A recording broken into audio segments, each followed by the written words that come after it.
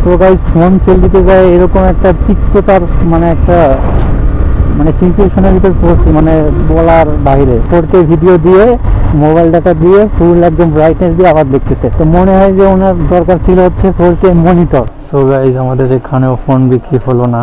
Hello everyone, this is Mehedi Sabbir, welcome back to my another video.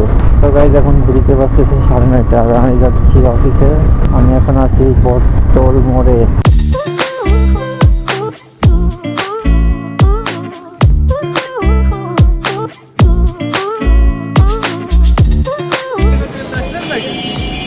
হ্যাঁ, ভিতরে কি আপনার আছে নাকি? মাইক্রোফোন আছে? হ্যাঁ।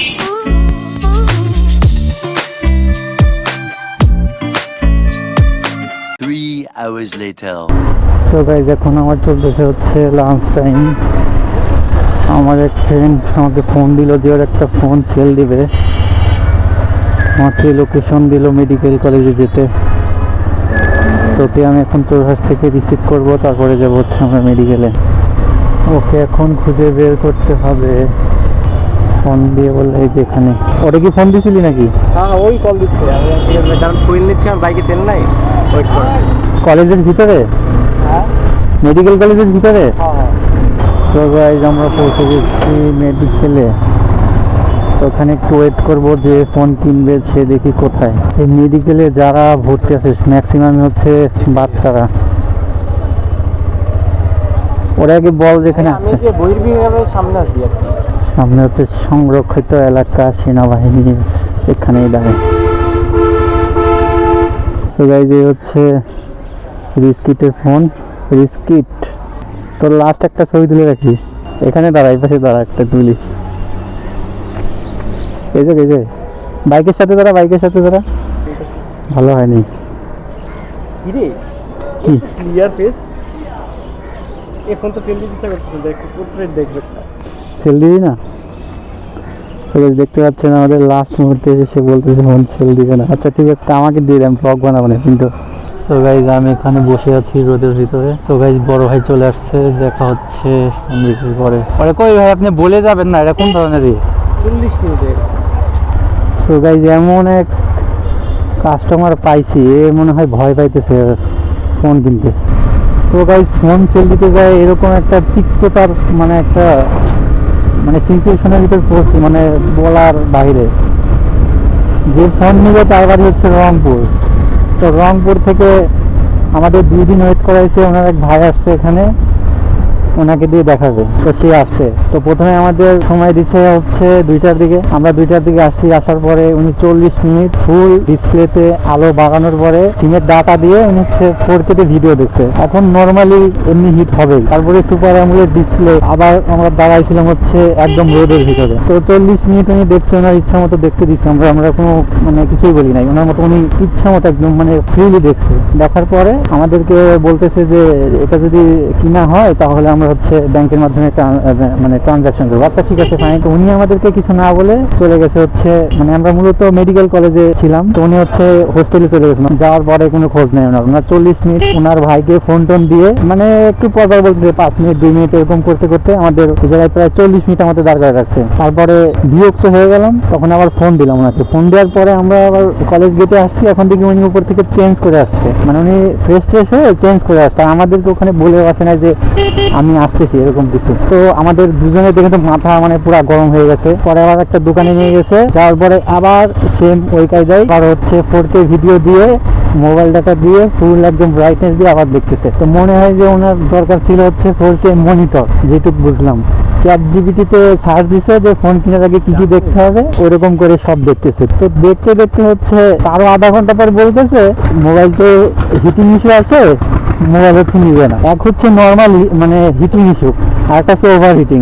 রোদের ভিতরে এটা ইউজ করলে একটু হিট তো হবেই, স্বাভাবিক। তো উনি এটাকে একটু বড় করে ওনার ভাইকে বলছে, এখন বলতেছে যে ফোন নেবে না। এইটা নিয়ে মানে বড় ধরনের একটা সিক্রেট হয়ে গেছে। তো এই ছিল আজকে মেন কাহিনী। মানে উনি যে ফোনটা নিবে না, উনি প্রথমে বলে দিতে পারতো যে হিটিং ইস্যু আছে, আমি নিবো না, অথবা আমাদেরকে বলতো যে আমাদের আধা ঘন্টা টাইম দেন, আমরা হচ্ছে ডিসিশন নিয়ে আসি। উনি কিছু না বলেই চলে গেছে। প্রত্যেকটা দিন ফেসবুক মার্কেট প্লেস থেকে 20 জনের মতো মেসেজ দিতেছে যে ফোন নিবে।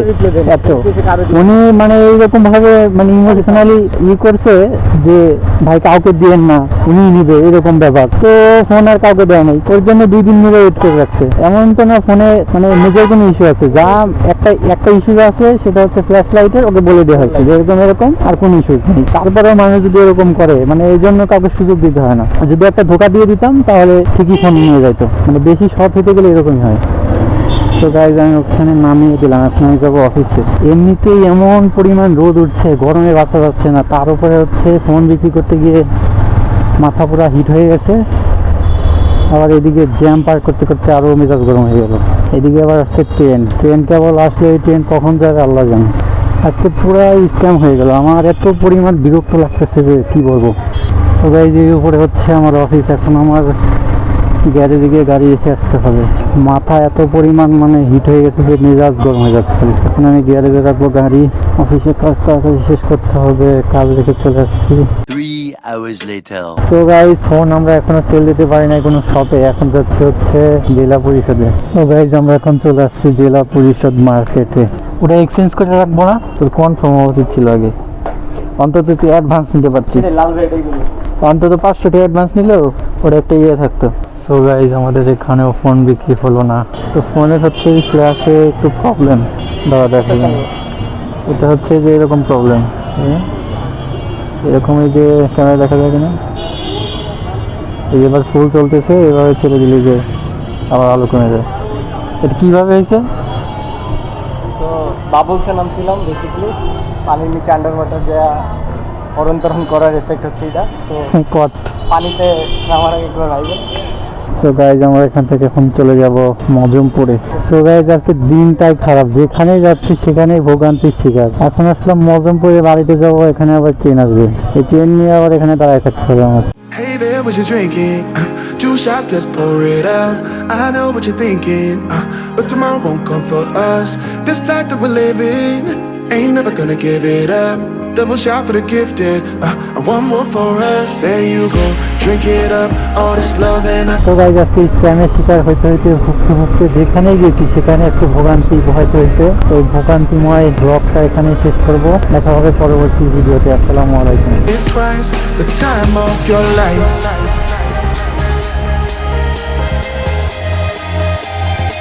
This is the time of your life.